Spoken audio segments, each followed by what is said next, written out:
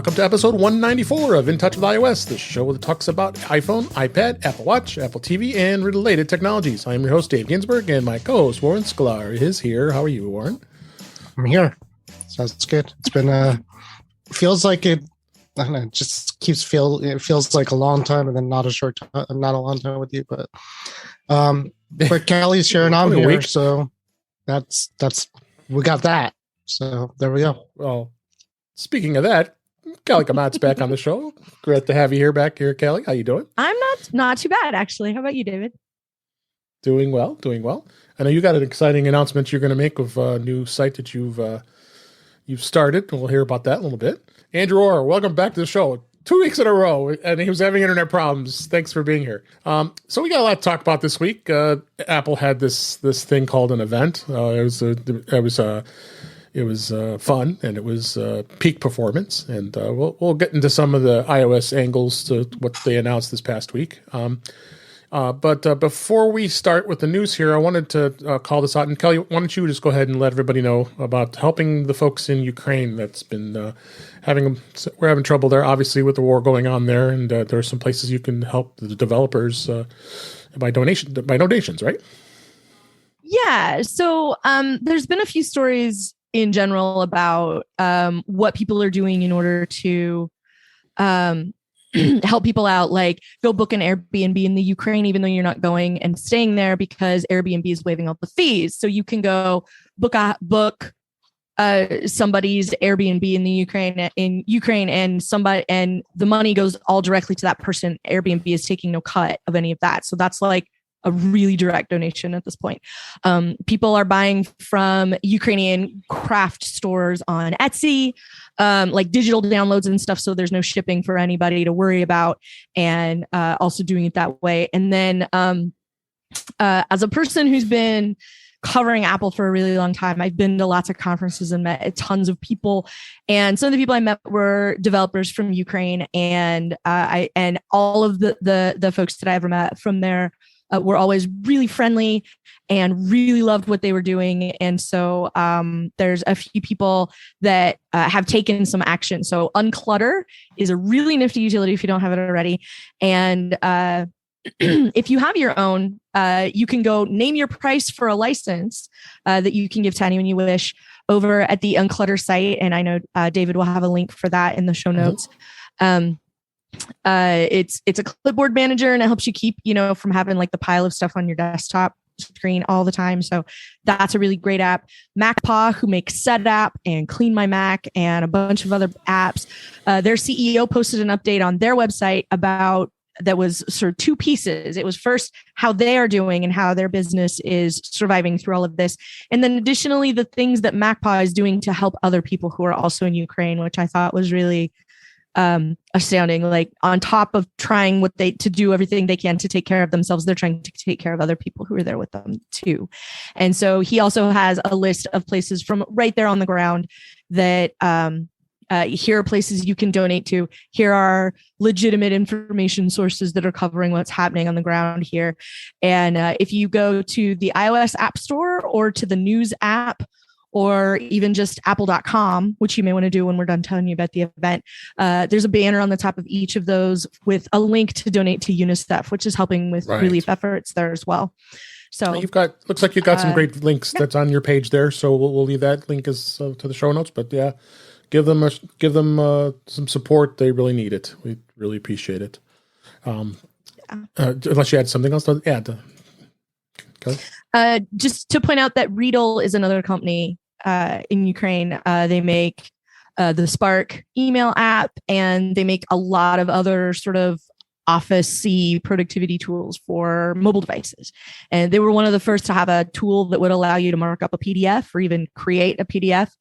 And Riedel's there as well. And so they're another one. I haven't heard from any of them directly, like I have from MacPaw and from Unclutter, but they're another one that I know pretty well, and I'm just sort of sad for all of them, and glad to help out wherever I can. And the thing that I can do is help make sure that other people know where they can get good information and where they can give if they are so inclined. Did you see the developer in his bathtub? Yeah, because the bombs were outside. So his Ukrainian developer, literally just working in his bathtub with his laptop because it was a safe place to be. So well, my friend Eugene from Unclutter, he lives next door to that building. Initially, when we saw the pictures of the apartment building that had been shelled, he lives next door to that building. Yeah. So and the last I heard from him, he was doing okay. So that's good. That's great to hear. Well, our hearts go out to all the people of Ukraine, and hope they get through all this craziness here. Riedel does. If you look at the icons on PDF Expert and Scanner Pro of the two I have, they put the Ukrainian flag on the corner of their app icon, which is pretty cool to set up. And then set up. It has it on the Mac right now. Yep. Yeah. Mm-hmm. So on the top. All right. Well, thanks for bringing that up, Kelly. We appreciate it. And I know the people in Ukraine and the developers appreciate that too. Let's go on and talk about some of the news for this week. First story I had here. This was this was a story about Peloton. Peloton is now going to let you use Apple Watch as a heart rate monitor. No gym kit required. Peloton is rolling out a major new feature addition to the bike and tread users who also have an Apple Watch. The feature had slowly been rolling out to Peloton users, and the company is confirming in a blog that it is going to happen. The Peloton plus Apple Watch heart rate integration. And the article here goes through some of the tips here. So this is probably a smart move on Peloton's part, since they have been a bit of a struggle as of late with the new management, and their stock has tanked, and they've not had too much success as of late with everything going on. Kelly, what do you think? Don't forget us. We're still pretty. Yeah. That's about it. What do you guys think? Andrew, what do you think? This is something not surprising, I think. I mean, I've never used a Peloton, so I don't really know off the top of my head at least what features they've been having all the time. No, it seems weird to me that something like this wasn't already included. Yeah. I think they want you to use their own, or they made a deal with someone else for the heart rate monitor. I don't recall what the deal was, but I know a lot of people wanted to use the your Apple Watch for the heart rate monitor, and there wasn't any sort of option to do so. Okay, that's the only part I know. But I don't think GymKit really even took off too, right? That's the other part of this is I've been to I go to like 5 different gyms a day, and I've never seen a GymKit enabled place. I haven't been to a gym in years, but I don't hear much about it. You don't hear much about GymKit. So, well, they announced it right about the time the world came apart. And so I'm not entirely convinced it was a feasibility issue really at that point. I mean, even after we got the announcement of CarPlay, which is another thing that, is tied to a reasonably expensive piece of equipment that doesn't get upgraded every 12 months. That's what I was going to say. For the GymKit, they would have had to replace all their, you have to replace everything to talk to GymKit. Yeah. So, and those devices have to be available at scale if you're going to replace them throughout all your gym locations, or, even all of them in one gym, like getting your hands on 40 treadmills or elliptical machines or whatever, even in the best of times, is probably not the easiest task. So I think it's probably a little bit of both, aside from the fact that not many of them physically probably exist in the world at this point, thanks to the magic of supply chain deficiency. It's also possible that they're just not out there. But are if somebody goes out and buys 10 new treadmills, is it the kind of thing where it's it has a AirPlay? Is it kind of like a thing where it's going to be compatible with GymKit? What am I thinking? Like AirPrint, like if you buy a printer now, it has AirPrint. So, I mean, again, if the local gym goes out now and orders them, are they GymKit compatible? There are options available. I looked into it recently because somebody I knew was interested, and what little I knew about treadmills and ellipticals and things like that, and then adding GymKit to it, it wasn't dramatically more expensive. There weren't as many options, but it wasn't like you were paying $200 more to get one that had GymKit in it or anything. Right. But it's something like if you're a gym owner, you have to decide, are you going to pay the extra? Is GymKit going to be a thing in 5 years? Am I wasting a little bit of money it costs? Right. Yeah. And on that part, I don't really know, but I think the part that's interesting to me about this is that Peloton, it seems like anyway, as a spectator, the Peloton was sort of forced to open up after, they went gangbusters when nobody could go to the gym anymore. So everybody bought a Peloton so they could gym it up at home. And then, everybody who bought one, who was going to buy one, bought it. And then like all of their earnings went off a cliff. And, and then we had a couple of notable television shows where people hopped on Pelotons and had heart attacks. Yeah. I know, but there was a happy ending at the end. Only in one of them. And like all that kind of stuff, I sort of feel like Peloton feels a little backed into a corner. This feels very much like it's last call and I got to go home with somebody kind of a situation. Like but I'm glad it's happening. Like I'm glad they're sort of being forced to play nice. I remember Fitbit was kind of the same way for a long time. Like you can do all of your health tracking in their ecosystem or someplace else. And they finally loosened up on that. And a lot more people bought Fitbits as a result. So maybe they're just sort of trying to figure out how to continue to make money. Google helped that one. But all right, let's move on here. The next story, Apple updates Apple Watch band and iPhone color cases for spring. There is brand new color options for the Apple Watch and the iPhone cases for the 13 and 13 Pro. And they're MagSafe. They're silicone, and they're going to be in the pretty colors like lemon zest, nectarine, blue fog, and eucalyptus colors. And they will price the same as the pre-existing MagSafe cases at $49. I've never been a huge fan of Apple's cases, honestly.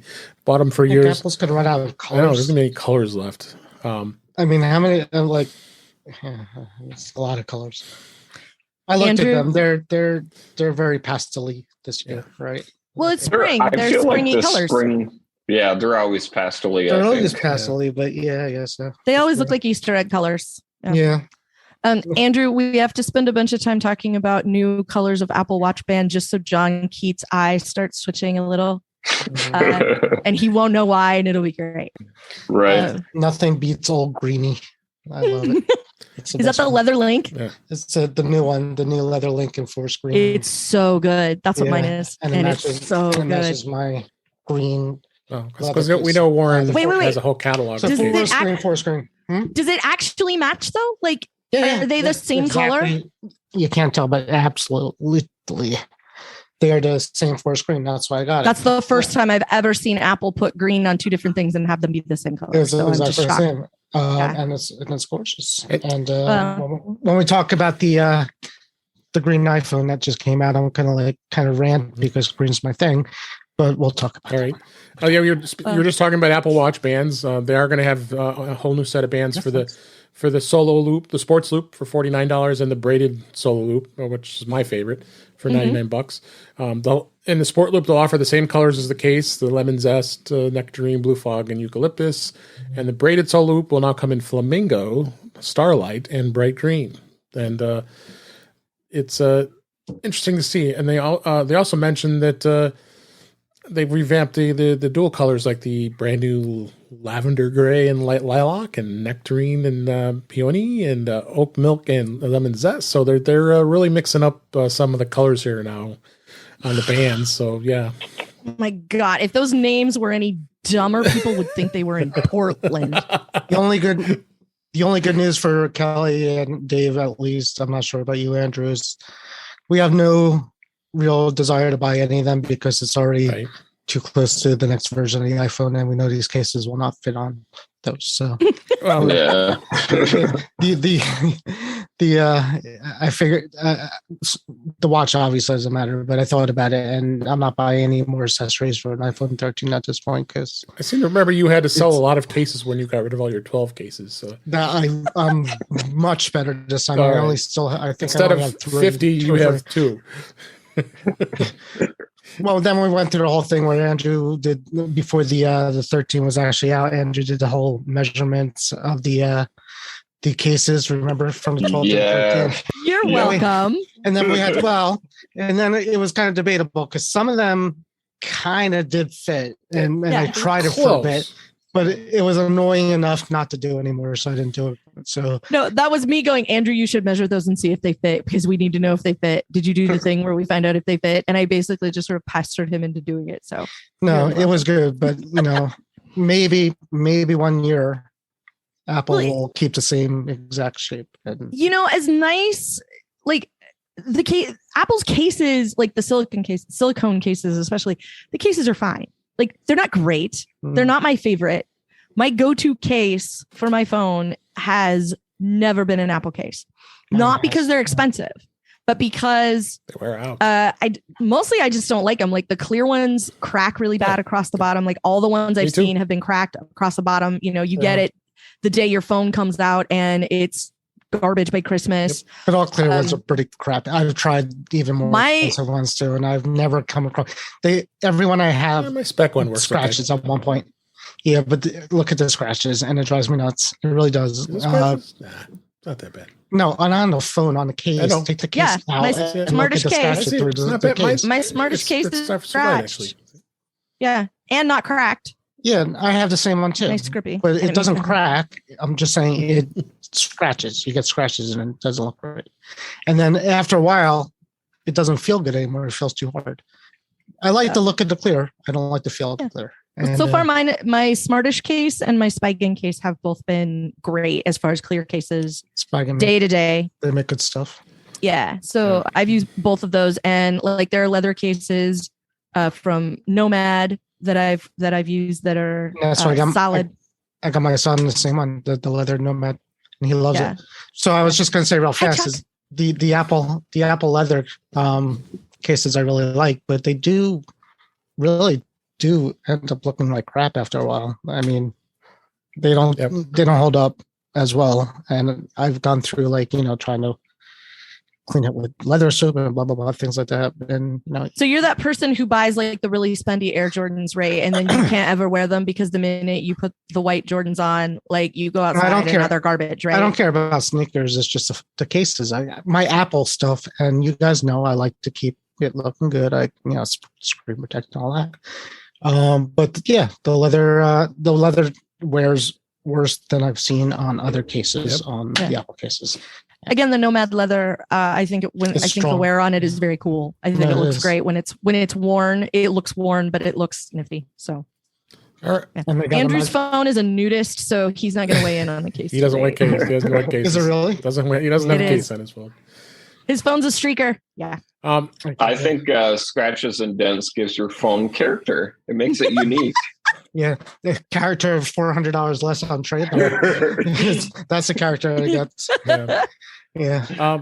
This next story. This is actually. I thought this. I hadn't talked about this too often. This is a kind of an enterprise or business story that relates to Jamf. Jamf has announced that they're going to be bringing in a bring your own device offering for the management. If anybody's not aware of what Jamf is, it's a enterprise management tool. Jamf Pro is used for a lot of businesses to manage not only iOS and iPad OS, it also manages Macs. The press release was come out from Jamf from the CEO Gene Hager saying that. Because organizations are now revisiting BYOD, bring your own device, and looking to strike the right balance between organizational security and needs for end user privacy, they're looking to get this out to the companies out there to protect them from using their iPhones, which we all use for our personal. For those of us who work in the enterprise, that some are using Microsoft. Well, now Jamf's offering it. I think they're really kind of looking to compete with Microsoft in that sense. But IT management's important, and I think this is a smart move on Jamf's part to look at this. And I know, Kelly, you'd have some opinions on this since you and I both work in the enterprise. So, yeah. I think this is really interesting. And the thing that I like about it is that they're trying to strike the balance between people who use their personal phone for work things and having like the right amount of managing that device. So obviously, like, you can't put a ton of restrictions on it if it's somebody's personal device. You can't, one of the things that they're helping do is sort of silo that corporate data versus the stuff that's your own. Like, if somebody hacks into your phone and gets your Angry Birds high score, that's a very different thing from getting like email you have from the CEO about a project that nobody's supposed to know about yet. And so like the differences between those, making the enrollment easy, making all of it easy to manage. I feel like not having seen it yet and gotten an opportunity to lay hands on it. I can't say for certain. There will probably be some rough edges to it once they do this, but when Jamf rolls stuff out at scale, like to everybody, it's usually pretty fully formed at that point because they do a lot of beta testing ahead of time and make sure that they've got a good experience for everybody. The people who have to manage all of those devices and the people who are using the devices that are managed.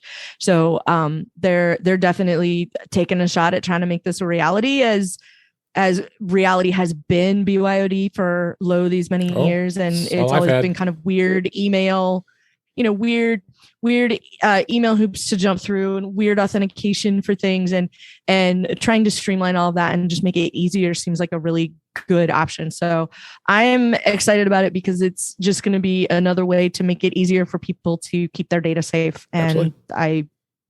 I bang that drum on the regular anyway. So it's always nice to make sure that those are things that are happening. Yep. So good stuff. Be real brief on that story. I don't know if you guys, Andrew, did you have any opinions on that, or Warren?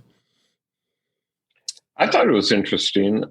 Like Jamf is known as not only a device management company, but an Apple device management company. Right. So to me, like if they want to spread beyond that, I'm trying to think like maybe they feel like the enterprise Apple market has reached saturation and maybe they just want to compete with other companies like Kelly Microsoft. I think it's cool.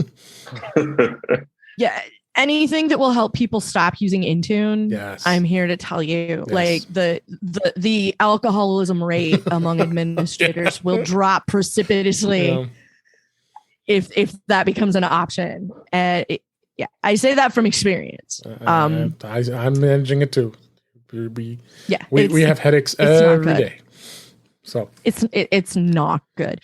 I think it's great. I think this is still, I don't think they're expanding supported operating system, but the nice thing about Jamf is that they have a really good relationship with Apple and they're really gonna, they're always really good at making sure whatever things are kind of coming down the pike or things that are supported, things that are working really well. Like they really want to make sure everybody has a very Apple-y experience right. with even with their managed Apple gear. So yeah, this will be great. All right. Mm-hmm. Let's go ahead and move on. This was exciting, and I was in Apple Store the other day. They're not, the in-person sessions at Apple stores are returning. They've already returned as we record this, March 7th, and they've started to already with some really cool things. One of them was you could actually remix Lady Gaga's "Free Woman" song and learn how to use GarageBand, which they've always had. They've had classes before using GarageBand, and then of course they got all the basic stuff they've had in the past, like I'm trying to beginning use of our iPhone and the Mac and your iPad and yeah, it's great to see because obviously the pandemic had really put this on the shelf for all those 2 years already here. So, but it's good to see if you go to the Apple Store on the app on iOS or iPadOS, you can go in and look at Today at Apple, and there you're going to see some of the great sessions that they're going to be offering. They're already offering, I should say, and they're filling up too. And then it looks like they are doing some virtual ones as well. So, are you three? I'll be real fast, but are you three like me, where when you go into Apple and you see the sessions, you go over, you look at it for a little bit, you watch, them watching the class and everything. I know more than that guy. We all do it, right? All four of us do that, right? I don't know if I do that. I'm more polite than that. You do. We all do. I've sat through classes where I could have easily done a better job than they did, but what do you think, Kelly? Well, now I'm offended that Warren stood in the back of the Apple Store when I was leading it to the application one time. I thought he knew more than I did. So, no, I remember that when I said, "No, I could do that. That's crazy." Whatever she's trying to. Look at her over there teaching kids a code. Sure. I think it's cool. I don't know what the policy looks like, as far as like, people being comfortable going back and sitting in a store with a bunch of other people for an hour or whatever. That I think that piece of it is going to be a hurdle, but I like that it's an option. But I do like that they're keeping the virtual piece of it, because there are probably a lot of people who wouldn't have an opportunity otherwise. Like WWDC, having the online component makes it a lot easier for some people to get that knowledge that wouldn't be able to otherwise. So I hope it continues to be sort of hybrid and works out. I could tell you, I was in the Apple store this past Saturday, and doesn't seem like anybody's too bashful to be in there, because they had the stools back out there. People were sitting, learning their products, and I felt like I love it. I was sitting in the store. I felt like pandemic. What? Before even obviously the pandemic aside, I always thought it was cool that Apple does that. Me too, especially for free. And you kind of walk in and you see a lot of senior citizens obviously doing it, because that's mostly who's going to be there at 3:00 on a Thursday, because they don't really work. But it's nice. It's nice to see it. Absolutely. Did you have anything else to add, Andrew? I think it's great. Like Kelly said, I think them keeping the virtual part of it is great. What I was just wondering is, are they also going to keep things like the curbside delivery is still going, or if that was ending too? Mm-mm. No, I did that once. I think I've been at the stores and they still had it in place. Okay. Yeah. Well, then, I think that's good. Like all around, it sounds like a good hybrid mixture. Yeah, I think. Well, they're doing it just like any other company is doing hybrid. I mean, that's what... When I picked up my 13 with curbside delivery, it was actually pretty exciting. Some guy came out. I was outside the mall in my car, and some guy came out running with my iPhone, and then went back in. It was kind of like the best, probably one of the best store experiences. They're exciting. So it was like a drive-in theater, or a dine. I think it's just perfect entertainment. It was great. All right, last. You mean he didn't come out on roller skates like a car hop at a? I felt like a Sonic. I felt like, maybe if I just kept sitting here, they'll bring me more stuff. But if I wait, what else comes out of the what else? All right, last story here before we get on to the event for this week. Sony's offering a 3-month Apple TV Plus trial for PS4 users. Sony today announced, actually, this is as we record this, so that today, PlayStation 4 owners who want to try out Apple TV Plus service can get an extended 3-month free trial on their console. Offer only applies to those who have not previously had a Apple TV Plus subscription. And anybody that's interested, you can download the app in the PS4 TV and video section.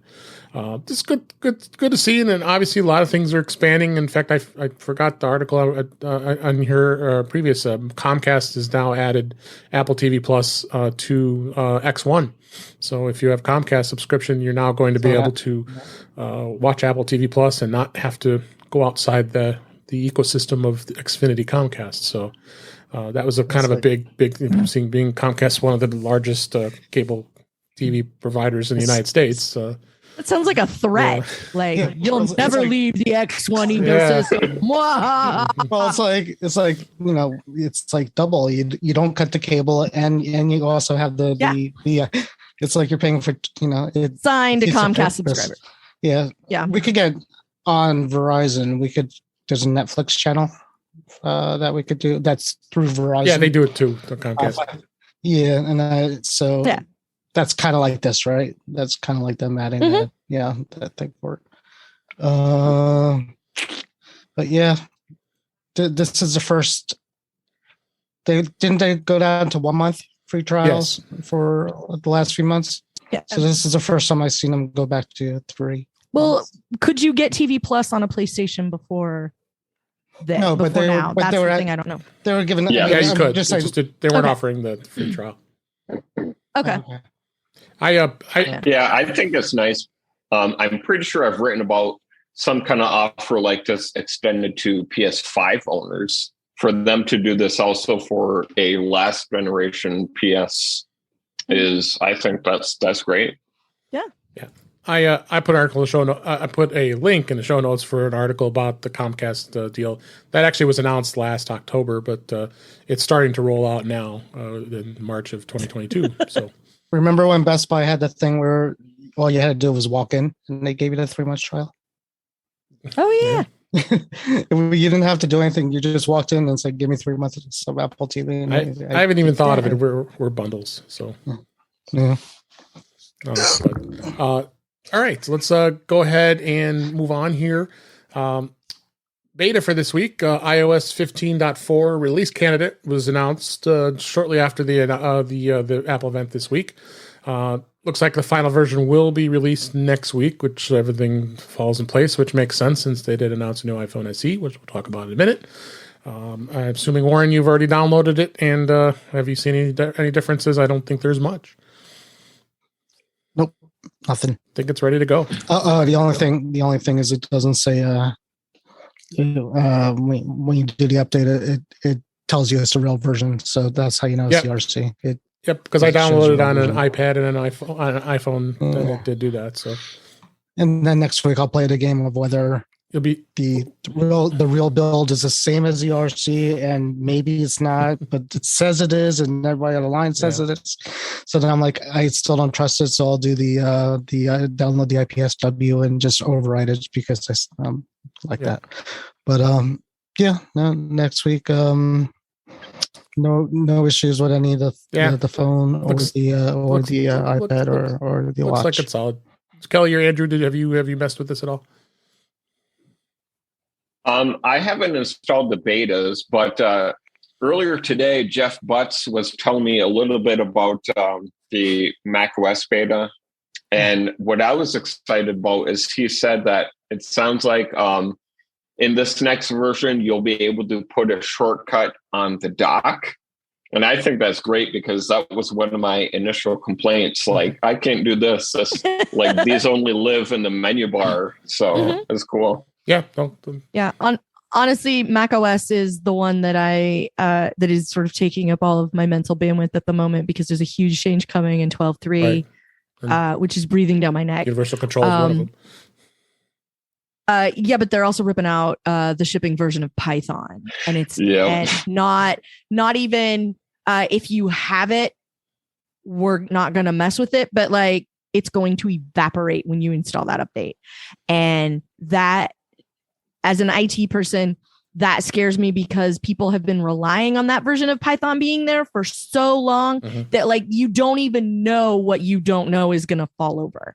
And that's the part that really worries me. And part of the reason it worries me is because Apple announced this like 2 years ago. And do you know who was caught by surprise by this? Microsoft, because OneDrive apparently relies on it, and Dropbox, which relies on it. Both of them went, what? And like, it's like, if you can make one of them lose their stuff on a macOS development feature, like I'm really, really worried about all the stuff that, you know, people like David and I sat down and built a little tool to do a thing that is now the tiny piece that like all the rest of the house of cards is resting on. And now this piece is going to go away. And like, how bad is that Jenga tower going to fall? And I'm very concerned. This is going to make up for the drop in alcoholism from people who don't have to use Intune anymore, because it's going to go back up as everybody finds out how much Python they rely on that doesn't live there anymore. All right. So WatchOS 8.5 is on release candidate. You have tvOS, iPadOS 15.4, and HomePod has also got their release candidate. And not much as far as too much excitement until those get released next week. So I'm excited to hear about that. So and I didn't really try to do the HomePod. Okay, they're kind of this is kind of the big one, like for releases. Like we get the first one that's like, you know, .0, which is it's out, and then we get a couple of revisions for the sharp edges that become evident as the free world installs it. And we get a little bit of optimization for the less new devices that are running it. And then usually like the spring release, we get a nice sort of batch of like not really lesser updates, but a batch of smaller things that kind of all come out at the same time. Yep. It happens every year for all the operating systems. And this is that. Universal control out there for everybody, and having it work reliably and all of that is also going to be really cool once the world can get their hands on it. Yeah. Yep. All right. Let's. I still can't believe you guys don't have it. It's mind-boggling. But anyhow.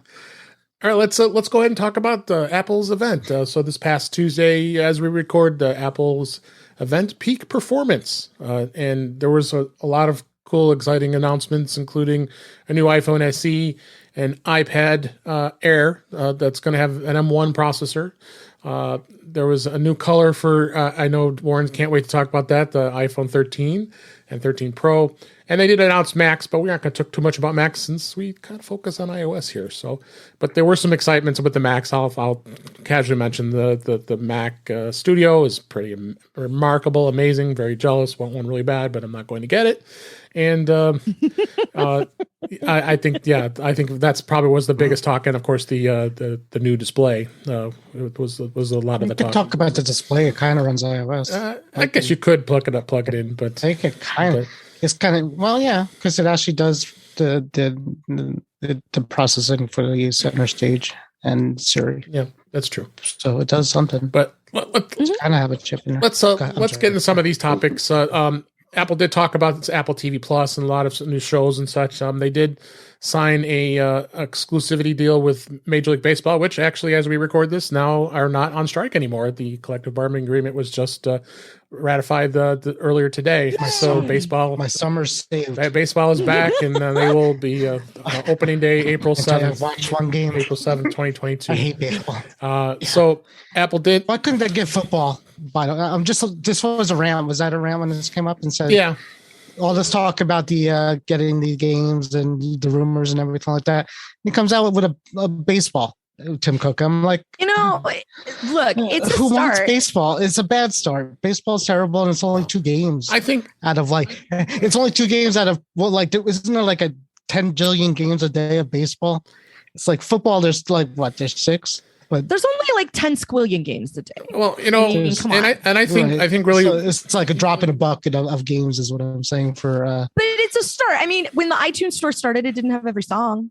They had to start with the one record label that was willing to make the deal, and they're starting with this to be willing to make the deal. Now, whoever can make NFL magic, because it hasn't been Amazon Prime yet, but live sports is the reason lots of people still have cable. Amazon Prime is doing exactly the same thing as this with baseball. Except they're doing one Thursday night game, and sometimes they have a special game too. So they have this has 2 in baseball. Amazon Prime has 1 in football.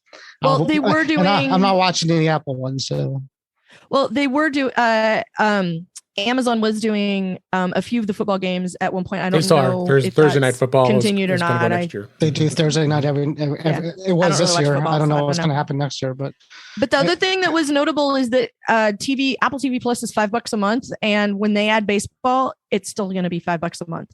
And with everybody else raising their prices or adding another tier, oh, well, the price that you're paying now for no ads is going to be the some ad tier. And if you really want to keep not having commercials, you have to give us an extra $3 a month or whatever it is. Oh, it's totally great. Yeah. And so that was the thing that stood out to me was that you will get any live sports out of this for the exact same price you're paying now. And that price is way less than I think everybody else.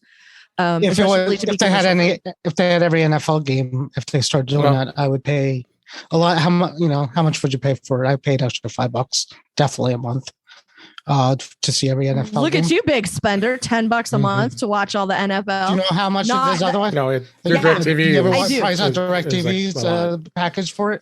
I do. It's insane, and we bought one for my son as a gift for college because he was in Ireland, and that. I think it was over $200 for the season. It's crazy. I would easily pay Apple $5-10 a month. So let's move away from this topic. Unless Andrew, if you had anything, you've been quiet about this. It's getting us mad because we got a lot to talk about here. Andrew's like sports. Yeah, I'm not. I don't watch. Okay, sports. so then I'll go ahead. He knows sports are a thing. I think that's about it, right? I'll go ahead and move on here. He's a man of my own heart. Yeah. Couple other things of note that they did tease. iMovie is going to be coming out in April with some. It was kind of easy to overlook, but they did announce next month that it's going to be a free app, of course, iPhone, iPad. And all, it's going to have a thing called Magic Movie and Storyboards, which will allow you to create and edit stunning videos with just a few clicks. I think that's really what's attracted to people. More and more people wanted to use iMovie on an iPhone and iPad. It's just so easy to create a movie.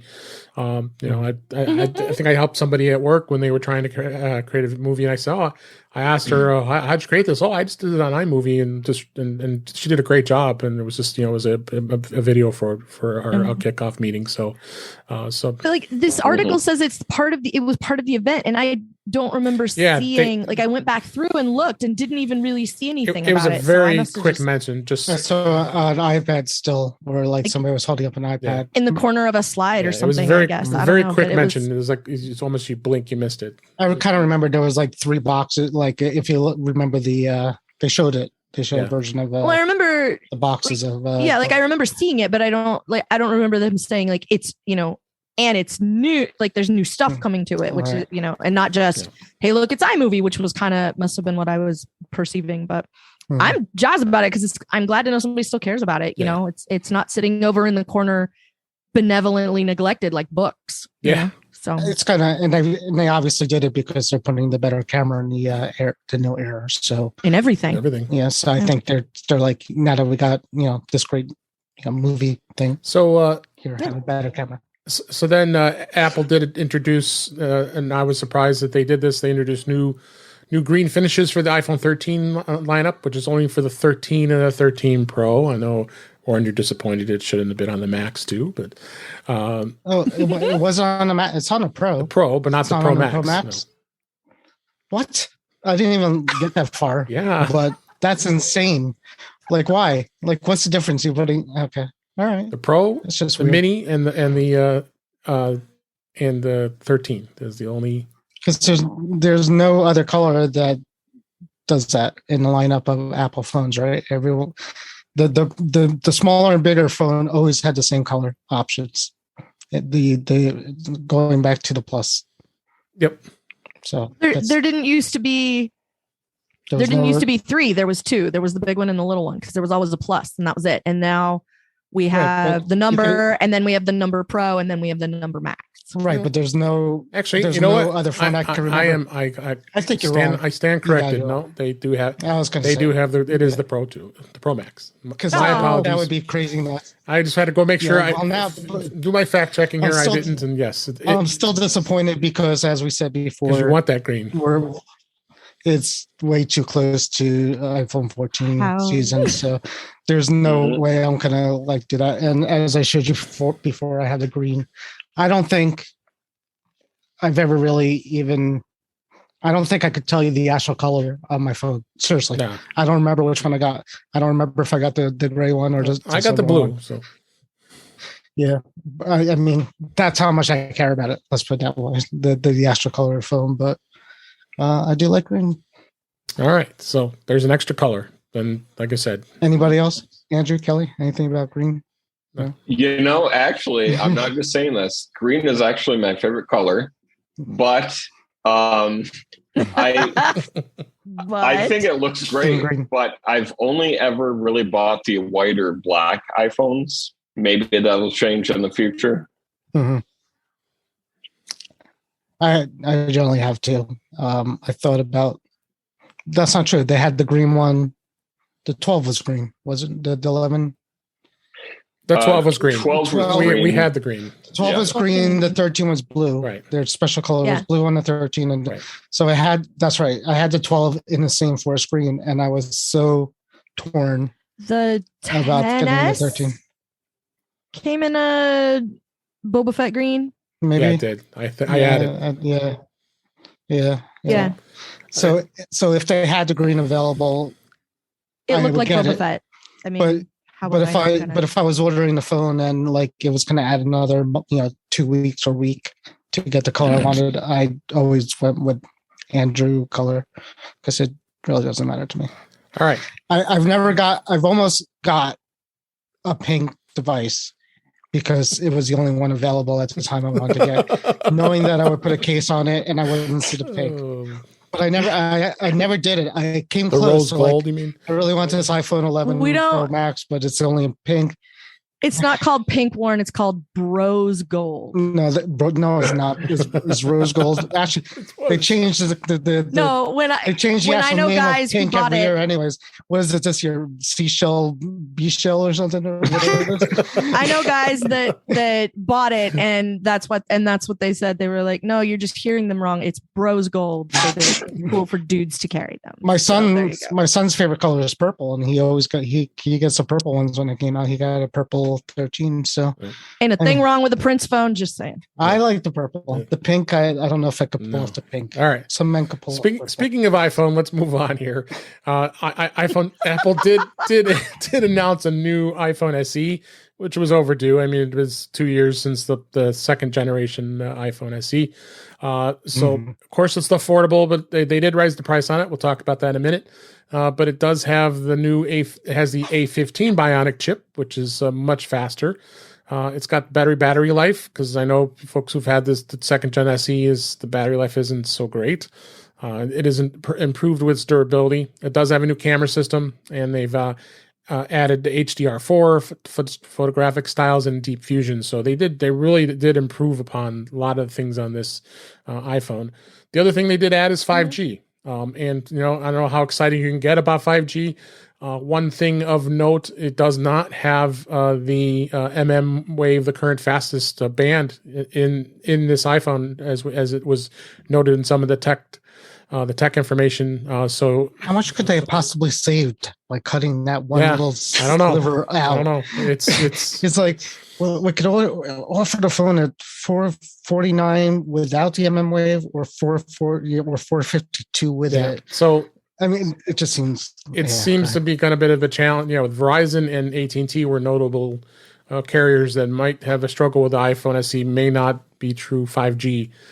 Because of their bands. I didn't see anything mentioned at T-Mobile. So, but yeah, But that still includes the good one now, right? Not the MM, but the one we're all getting now. Yeah, the 13s have the Mmwave band. No, but we're not getting Mmwave speed is the one that you get in Giant Stadium. That's the only place you're going to get that kind of speed, right? It's got other right now, but there's right now. And then there was normal 5G that first came out, and now we're all getting, I forget what it said, enhanced or whatever, but it's fast. It's good. Right.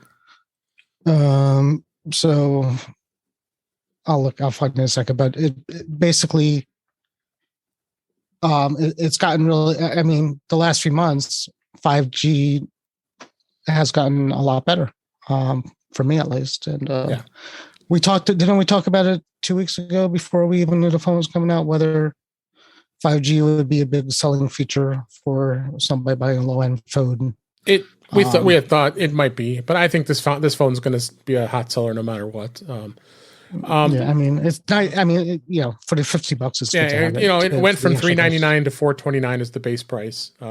They did add 256 gigabyte as an option, which you didn't have before. It was 64 and 128. Right. Now you get all three. Both are Touch ID. It does have the LTE Advanced, so you do have improved with the LTE. Not you're probably going to notice much with that, but the cameras are basically the same. There wasn't much change with that. It's the 13 processor and the 13 camera with less lens, but the same neural net processing that the 13 camera has. Yeah. So I mean, 8 outside, 13 inside is basically what it is. This is aimed towards buttons. This is definitely aimed towards somebody who wants to get into the iPhone and not have to spend a ton of money. I can see a lot more Android converts will look at this iPhone because of its reasonable price, and they might just want something basic, and especially you got the low end diehards. You got the low end of the folks that are buying those really low end Androids. They might want to maybe they'll have a little bit more budget to consider. I mean the carriers may entice more to come over to the new carrier and maybe give a deal. We don't know that yet, but when this iPhone comes out, so. I think there's a whole lot of non-US customers for whom a $400 phone, whatever it's going to sell for in other parts of the world, is going to be really interesting. And I think there's still a lot of legitimate use case for something with a button on the front instead of Touch ID. Right. It's got a home button still and a Touch ID, right? Mm-hmm. Yeah. Wasn't Guy like, you're not taking away my Touch ID? He was one of the last, I think. He has I think he has 13 now, but he had just gotten to 13, but he kept going. He went to the first version and the second version of the SE. Yeah. It also gives people an option on the lower size end, because you could get a 13 mini or a 12 mini, or you could get the SE, if you want the home button for it as well. So I think it's also just nice to have another option. I know it just turns Apple's list of SKUs into a complete disaster to continue to do something like this, but I'm glad that they're keeping the SE, and I'm glad it's sort of this alternate track that kind of exists outside the regular TikTok iPhone upgrade cycle. And I'm glad for it, because I think that there's absolutely a market for, there are people who probably, at some point I really see this becoming basically like Apple's iPod solution almost. Buy one, it's unlocked. You don't get it through a carrier. You get it directly from Apple, and at 256 gigabyte, it holds all your music. Right. And, they just don't sell you an iPod Touch anymore because you can get this instead. Like, I could totally see that. Absolutely. And lots of business situations where something doesn't necessarily have to be tied to somebody's Face ID. Like, we'll set up my finger on one button and David's finger on the other button, and now both of us can use it no matter what. And it's great, whatever. There's still a lot of really valid use cases for it. So I'm glad they didn't get rid of it. And of course, it makes it less expensive every time they can revise that phone and still use all the R&D that went into Touch ID and just continue to coast on that. So I'm glad for it. And I'm glad that the SE is continuing to get attention. Absolutely. And evolve. So I'm just real fast. I'm looking at Apple's website, and the SE starts at $429. $429. And then they're still selling the iPhone 12 mini, I'm assuming, from $599. Right. Mm-hmm. So that's what we're talking. We're talking, is it worth $150 to? Well, some people just want a smaller screen. This is another option for a smaller screen. That was I'm curious of what. I don't know what I would pick, actually, to be honest with you, because the new one it's going to be faster at this point, right? The SE3 is much faster than the 12. So, and then lastly, the announcements for these devices was the iPad Air. The iPad Air, I was kind of surprised that they actually came out and they put the M1 processor inside this Air, and that was probably a really good thing, because people were complaining. The iPad Pro is expensive. I mean, it's a full $200 more than what the Air but it's very similar to what a Pro has in a lot of cases. Really, the only thing that what they did to add to the Air was the 12 megapixel center stage camera. It does have 5G, and it's the same situation with 5G and the iPhone SE we just talked about with the different bands. So that I think is irrelevant in an iPad, but it's got some new colors. And it's got the same storage. It goes 64 gigs and 256, which I still think is crazy for an iPad at that level. But they're aiming this towards the middle market. It's not the low end market. Clearly, I think this is something that's going to be great. Now, I'd like to hear what your guys' opinions are as far as, do you go with the iPad Air or do you go with the iPad Pro? You got the 21 Pro. That's what I have currently, and then you have the Air. You have the Touch ID on this one as well. Of course, the Touch ID is on the power button, which is a really cool feature they've got on this, and they brought that over from last year's model. And you instead of Face ID, but compared to that, you got obviously a different display and that's and such. But is it worth that? What do you think, Kelly? Is you think this? Would you recommend this Air to folks who are just looking for something basic but not cheap? I mean, it depends on a number of factors. Like right now we've got, two iPads at the party wearing the same outfit, and it's just awkward. Like I can't, if somebody were to ask me today, like, I just want something now, I don't need it to be exceptional, I would probably still in the Air. The Touch ID is nice on the button. I like that a lot. Honestly, I'm surprised it didn't come to all of them, to be, truly, like, it should just be on everything. It's M1. It comes in colors, which was like literally my single complaint about my iPad Pro was like, I can have a black one, and that's all. And that was sort of disappointing. But so I think like right now I would say to get the Air because it's got the latest, supporting kind of around it too. If you're a person who's like, I had my eye on a Pro, but now that Air looks pretty attractive.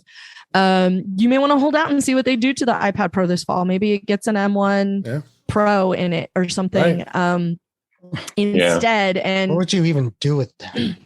Well, that's a good question because that just leads nicely into my rant about how Apple, for a minute, looked like they were going to actually pay attention to the kind of horsepower they were handing people in one of these little devices and don't seem to be able to figure out what to do with iPad OS now that it exists in the world. So if they could really find a way to leverage some of that into, you've literally given me the same processor in a desktop computer that you are giving me in this tablet, but you've hobbled this thing with the operating system that you've strapped to it instead of freeing it to do all the things that we know that this processor is capable of.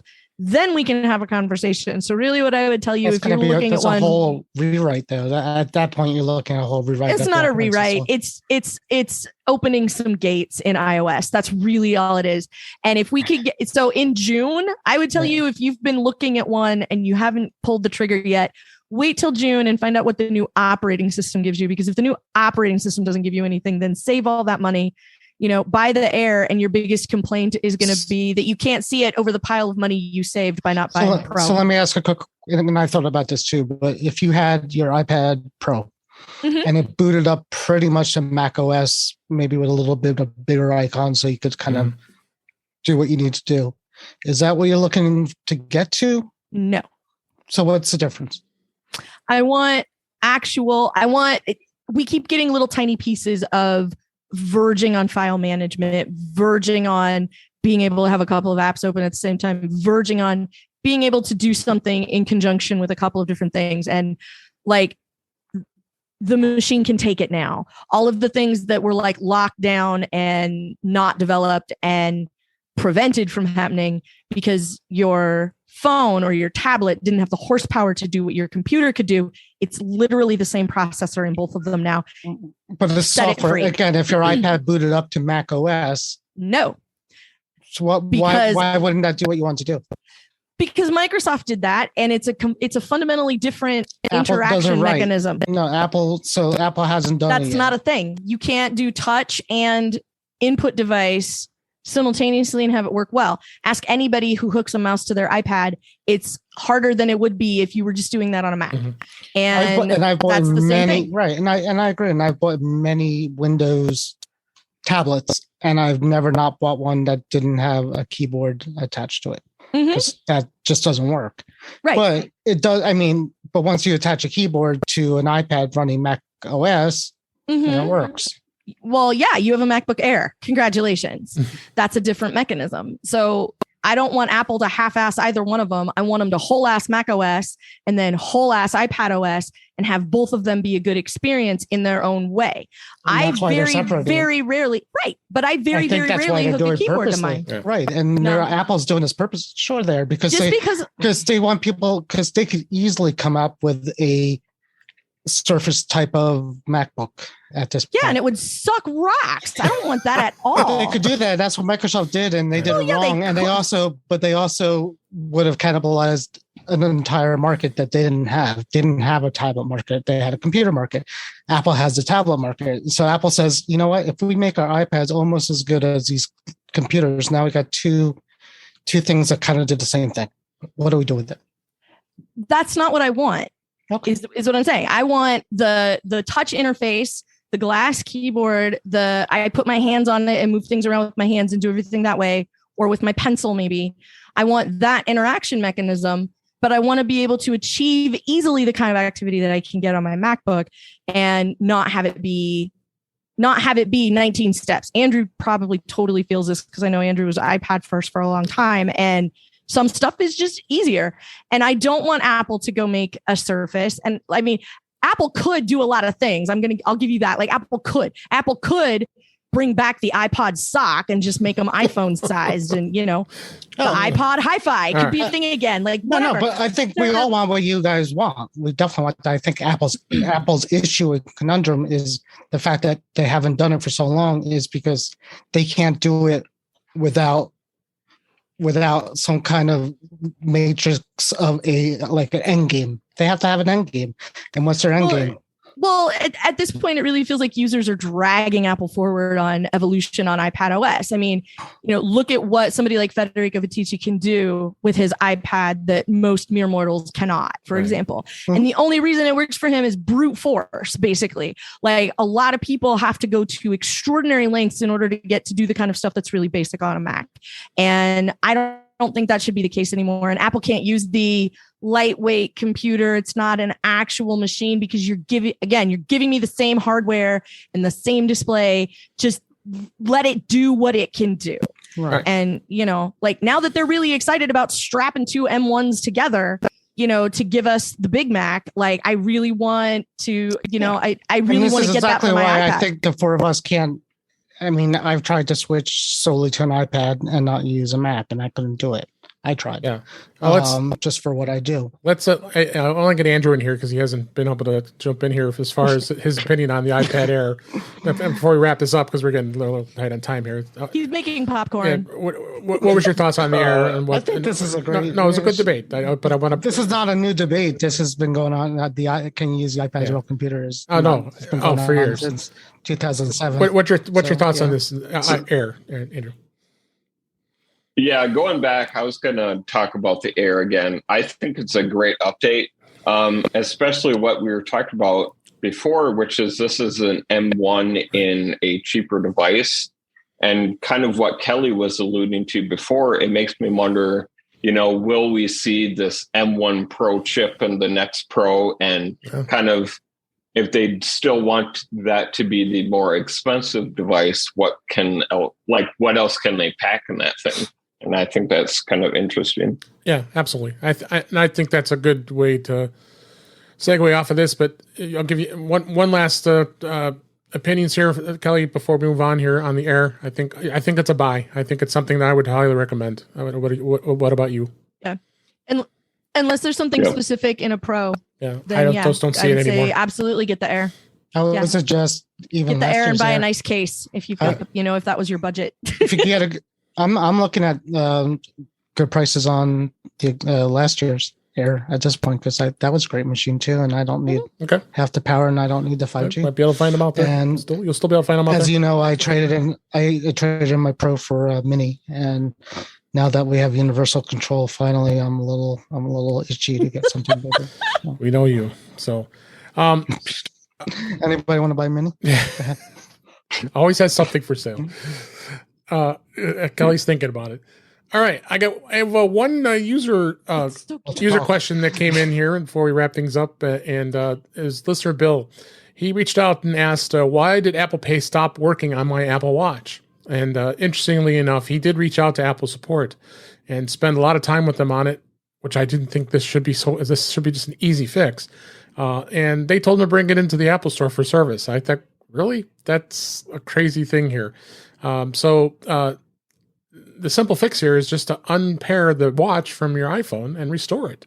And I didn't understand why it's somebody from Apple. I think it was a rookie because they're getting somebody trained here. But I've experienced this before where I've had my Apple Watch. I don't know if you guys have, where I would go to use Apple Pay and it just would not work. It would not. You put your watch on there and the card just would not register. So the only way to fix it. But then you still stand there for about 10 minutes, or sometimes it automatically errors out. The terminal says, I don't like it, and just doesn't work. And that's what happened to me. So then you got to go into your wallet like a caveman. That's right. So this was a good tip by him and telling me, and I responded back and gave him that suggestion, and that did fix the problem. So, which I'm not surprised. And I put a link in the show notes here to the actual support article on how to unpair and erase your Apple Watch. Don't be scared. It's not going to hurt, because if you go to erase it, it's backed up, and you can easily restore it from your iCloud backup, assuming you got iCloud. And if the guy from Apple, who didn't help is listening to the show. His name is David. Stop it, Ginsburg, and you can reach him at. We lost Andrew. I don't know what we happened. Lost him here. So you are funny. So, but I just want to tack onto that. The unpair and repair can fix a great many things. Yes. The only time I ever had trouble with Apple Pay, it turned out it was because the credit card had been breached, and I tried it in the short window of time between the time they like killed the card and were able to notify me that it had been killed. And so, like I tried it and I was like, well, that's weird. It doesn't work. And then like when I got home was like, hi, you got a new card. So the one that you have in your phone doesn't work anymore. And I was like, oh, that's probably why. But I have fixed a number of other issues like with my watch or a couple of weird things that happened with my phone that as a result, I unpaired my watch and paired it back and it was fine again. So it's very much the, if you tried turning it off and on again sort of solution for Apple Watch at this point. Cause it's not like we have a lot of log files to look at or anything if you're trying to really dig into something, but and what's the hardest part about all this is when we restore our phones and our watches. No, the hard part is when you have to remember the security codes on your cards because they ask you every single time when I restore something, it's like, all right, do you want to add American Express? Yeah. What's the digits on the back of the card? 4-digit code. I don't know. I have my phone on me for this reason. My wallet's over there. I don't know. You should have it in one password. Let me scoop it out of one password. I do. You go there. That's all I do. And then it cancels out of what you were doing, trying to add the card. And you have to go back. And wait. Get it ahead of time. And when you're restoring your phone, one password's not there yet. That's my problem. Right there, lady. Right. Well, you use too much beta. All right. Let's go ahead. That has nothing to do with beta. It's like I can't get to my password manager when my phone's in the middle of going through the initial setup.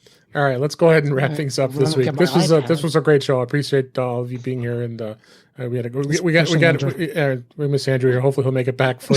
Yep, there he is. He's come back here. So let's go ahead and wrap things up for this week. That's a wrap for this week. Please send your comments, questions, and suggestions to our email address, feedback@intouchwithios.com. You can follow us on Twitter @intouchwithios. Support the show by buying me a coffee at intouchwithios.com/coffee. We'd really appreciate it. Make sure you like, share, and subscribe so you are notified when we are live streaming on our YouTube channel, which is youtube.com/DaveG65. And you can watch and listen to past shows. Visit In Touch with iOS magazine on Flipboard, where many of the articles that we talk about during the show are flipped, and you are able to have links to find out about those, whatever is in our show notes. You also can subscribe to the show on your favorite podcatcher, including Apple Podcasts and many others. But better yet, go to our website at intouchwithios.com, where all the ways to listen to us are there. I am Dave Ginsburg, and you can find me on Twitter @DaveG65. And Kelly, Guimont, thank you so much for being here. Let everybody how they can find you. Well, you can. Now I've got vapor lock because that's not how it starts anymore. No, you've been doing it too much. You can find me. No. Okay, let's try out the new one. You can find me over at the Incomparable Network, where I occasionally pop up as a panelist on other shows, like a recent game show episode that went completely off the rails before we ever hit record. You should absolutely check that out. You can find me on The After Show, which is a show that I do with Mike Rose. You can find me on my own show called I Want My MCU TV, which is the Incomparable Network. You can find me on Twitter as Verso, and you can find me occasionally interviewing people and shooting off my mouth because I can't not talk about Apple anymore over at The Slice, which you can find at theslice.tech. All right. That's a great new site. Check it out. And Andrew Orr, you made it back. Thanks again for being here. I thought it'd be great. It was great to get the band back together here with you and Kelly. And go ahead and tell everybody where they can find you. Yeah, sorry about that. Someone knocked on my door when my neighbors asked me to help them with their iPhone. So good timing, I guess. You should have had them call Apple support. Opportunity. You should have had them come in on the camera, and you should have helped them right on live support. This would be In Touch with iOS on steroids next time. I didn't think of that. That'd been awesome. Okay. But yeah, you can find me on Twitter. My username is @AndrewOrNot. I still am right now trying to tweet about Apple stuff as well as, technology in general, cool music I'm listening to, and yeah. Thanks for having me. Absolutely. Glad I had you here 2 weeks in a row. I really loved having you. Glad you came back to give us your insights on the event this week. And Warren Sklar, you are glad you're here, and where can people find you? It's been kind of active over at the Mac to the Future Facebook group with the announcements and things like that. People are happy, I think. With the general feeling is people were pretty happy with the event, so that's a good thing. You started yawning at first, if I remember correctly. So. I did at first when I started, when the baseball came out, and it was 20 minutes of Apple shows that I probably needed to see a commercial for. Also, I'm working now, so I timed my lunch hour. To watch the event, so I had to make sure it was an hour. So Tim's 20 minutes in and talking about things I don't care about. I'm like, just not good. Anyways, concise. So here, when I could do the truck show, I do that. And as always, it was fun talking to these two. It's always fun. All right. As always, it's happened once before. And Kelly, we're not arguing at all. This is just, I love debating with you, Ashley. No, that's my favorite part. Yeah, you're great. Yeah, debating with you is fun. What can I say? Well, then you should join me more than once a year on In Touch with iOS. All right. I'll check my schedule. Speaking of which, next week I won't be on In Touch with iOS. We're going to New Orleans. There you go. New Orleans on Sunday with the kid. All right. Well, we appreciate you listening, and we hope you enjoyed the show. We had a lot of fun doing it, and we'll talk again soon.